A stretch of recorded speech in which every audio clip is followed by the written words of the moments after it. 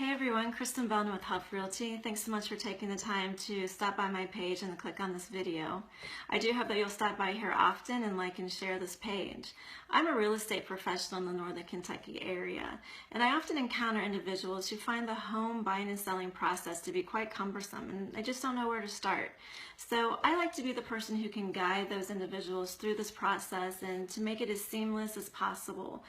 Whether it's talking about getting your financing and credit scores in order before we even start to look at a house, or whether it's preparing your home to sell and take it to market. I just want to make that whole process, whether you're the buyer or seller or both, to be as seamless and as smooth as possible.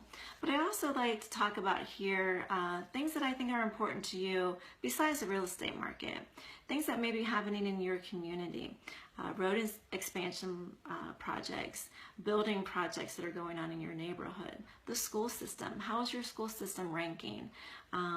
What are there things to do with your family in and around the area? What restaurants are there new to try out?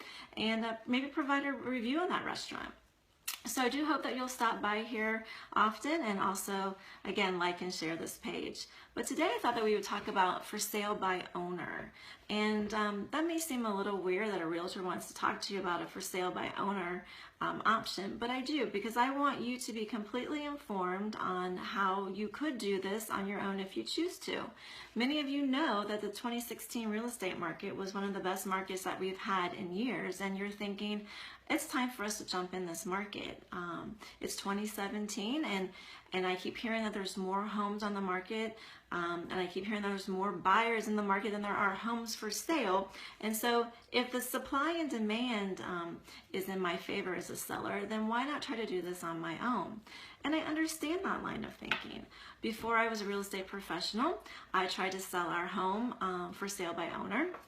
And so I understand where you're coming from and wanted to just lay out the basic steps, the very minimal steps that you'll need to do to get your home listed for sale by owner and hopefully get you to the closing table for the most amount of money in the least amount of time.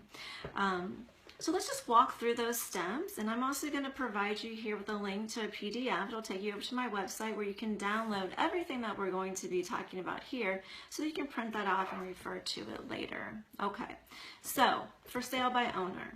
Many people always think that the first place to start when they're selling their home is price. How much are we going to list our home for? And really, what I like to tell people is the first place you need to start is preparation. What do we need to do to prepare our home to take it to market? And this is often an overlooked step. People just put their house on the market without giving any thought to the condition of the home or how the home will show. You have to remember that as a seller, your home is being viewed often consecutively by the buyer with other homes. So they're going from one home into yours and then from your home into another. And so how does your home compare to what they're seeing? So it'll be good for you to prepare your home with the eyes of the buyer in mind, okay? So we want to walk into the home and have it smell good. We want to have the landscaping be weeded and flowers freshly planted. We want the front door to be appealing. Is it chipped and paint is peeling, or is it a nice bright color that catches the eye? These are all kinds of things, just as the buyer approaches the home, that we're going to want to make sure are appealing and pleasing. And then as you enter the home, what does it smell like? Oftentimes as owners, we grow accustomed to how our home smells, and we don't notice the litter box needs to be changed more frequently, or that there's just smells that are lingering. And so we need to address, as soon as you walk in the door, what the home smells like. And then there's decluttering. So we're going to work on the curb appeal, we're going to work on the smell, and then we're going to declutter.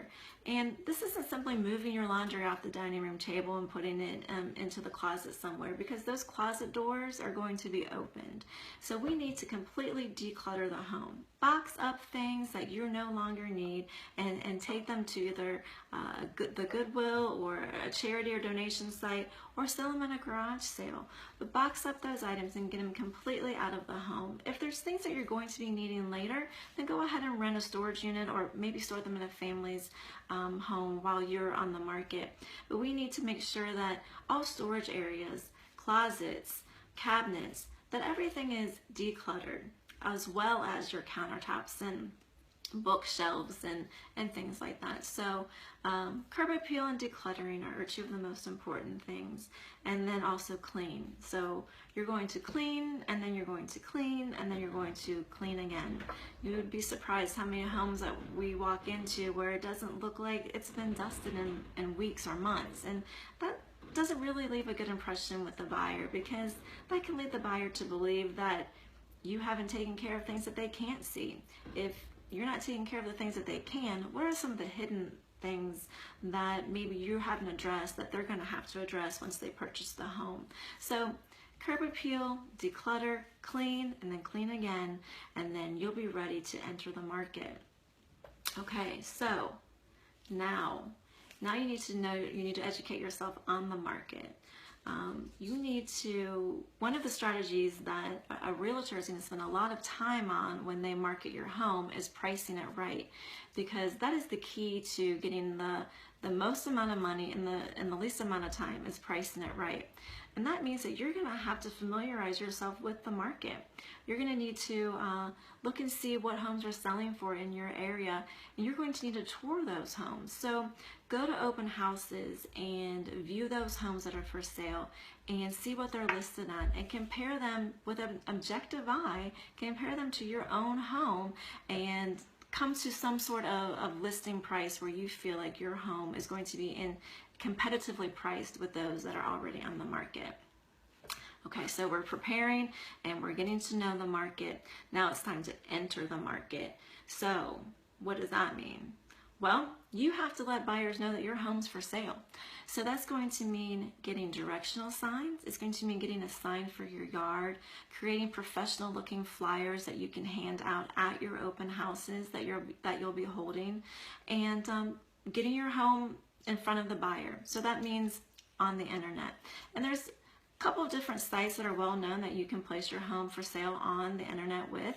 So you'll need to do that. You'll need to decide how you're going to be promoting your open houses, who will be hosting those open houses, what day will you be having those open houses, so that you can be driving traffic into your home. Which brings us to the topic of buyers. How will you be pre-screening your buyers, and how will you be allowing buyers to have access to your home?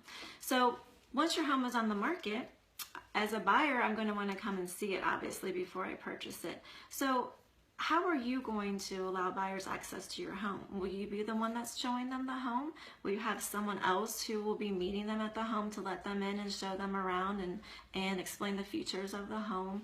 And how will you pre-screen that buyer? How will you know that the buyer is qualified to purchase your home? Have they been pre-qualified for financing? Are they able to afford your home? What means will they be using to pay for your home if you can come to some sort of contract? So you'll need to decide how you will be pre-screening your buyers and how you will let your buyers into the home. Okay, so you've prepared your home, you have it on the market, you've done all your flyers and your signage and your directional signage, and you have it on the internet, and you have figured out how you're going to allow buyers access to your home. Now you'll need to familiarize yourself with contract law and property disclosure. You'll need to know when you receive a contract or an offer, familiarize yourself with that contract law so that you're protecting yourself. And then you also need to know about property disclosure requirements. What do you need to disclose as a seller about the property? What defects do you need to disclose? What improvements do you need to disclose? So you'll need to know those requirements for your area as you put your home on the market and buyers begin to tour the home. Okay, so you've done the preparation and you've done the marketing and you've familiarized yourself with your contract law, your property disclosures, and your fair housing laws. You'll need to know those too. So now you have an offer, and that's really exciting, but what do you do now? Well, now you negotiate. So once you receive the offer in from the buyer, there will be a period of negotiation on that contract, unless you decide just to accept the contract as it is. So you'll either accept the contract, you'll counter the contract, or you'll reject the contract. And it's in the countering that we do the negotiation. So there'll be negotiation on price, and there'll be negotiation on timetable, there'll be negotiation on other things that the buyer may be requesting from you, such as a home warranty, or grandma's pool table, or other family heirlooms in your home that you may not want to part with. So there's that negotiation process back and forth with the buyer over those things, or the buyer's agent or the buyer's attorney, whomever you are dealing with on the sale of the home. Okay, so once you get to that contract, once you get to that accepted, we're all on the same terms here, then come the home inspections. Likely your buyer is going to want a whole house inspection, and they're likely going to want a pest inspection as well, which includes a termite and other wood-boring insect inspection. And so you'll need to know how to negotiate those requests as well. The buyer's going to have a whole house inspection that may turn up things like a leaky roof, or an outdated heating and air conditioning unit, or a furnace that needs replaced. And so once the buyer has that report back, he or she, or the agent or the attorney, is going to come to you and want to negotiate that with you. What are you willing to repair, fix, or replace, so that the buyer feels comfortable in proceeding on with buying the property? The home inspection may actually come back, and the buyer may decide, this really isn't the house for me. I'm not quite willing to take on what was revealed in the home inspection. And so you'll start over back to the phase or step 2, where you're back to on the market and bringing other buyers back through the house. But once you do get through that inspection and you do come to an agreement on what items will be repaired, fixed, or replaced, then comes the appraisal. Many people will be financing the purchase of a home, and if they are financing, they're usually going to have an appraisal done. The lender, who is lending the mortgage to the buyer, is going to require that an appraisal is done. And this is where a person who is working on behalf of the lender will come and inspect your home and compare it to other homes that are on the market currently and other homes that have sold recently, in order to try to determine a fair market value for that home, in order to try to determine what an appraised value would be for that home, so that the lender knows that they're making a good decision on lending a mortgage on that home. Sometimes the appraisal comes back and it's not what your contract price is for. It's not what you have agreed to take for your home and the buyer's agreed to pay for your home. So there'll be another negotiation there on that part for you, where you'll have to negotiate back with that appraiser or that lender as to, or actually maybe even the buyer, as to what they're going to pay for that home. Okay, so you've gotten through your inspection phase and you've gotten through your appraisal phase, and you're well on your way to the finish line here. This is where hopefully you've already had your title company picked out and chosen, and they're working on collecting the title, researching the title, making sure the title is clear, and they're holding your earnest money that the buyer has given you for closing, and they are checking on making sure there's no hiccups in that title, so that when it comes time to close, you're able as a seller to turn over a clear title on that home. So you'll have to select a title company at some point along the way, usually pretty early in the process, so that you can be sure that any title defects are being cleared up. So as you can see, it can be kind of a cumbersome process, but once you know the steps, it makes it a little bit easier to know what you're getting into. So there's the preparation and cleaning and decluttering. There's the getting to know the market so that you can price it right.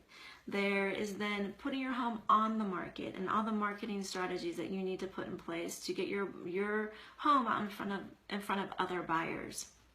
And then determining how you will let those buyers into the home and how you pre-screen those buyers. Getting through the negotiation process of the contract and timetable. Taking your home through inspection period and knowing what those periods are and how long you have to have that inspection done. Renegotiating the inspection items. The appraisal.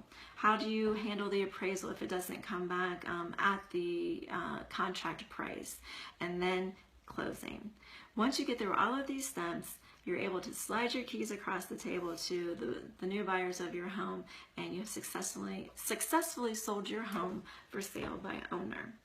So I hope you'll check back here often. Again, the PDF for all of these steps is available right here. Just click on it. It'll take you over to my website where you can download it. Thanks. Have a great day. Hope to talk soon.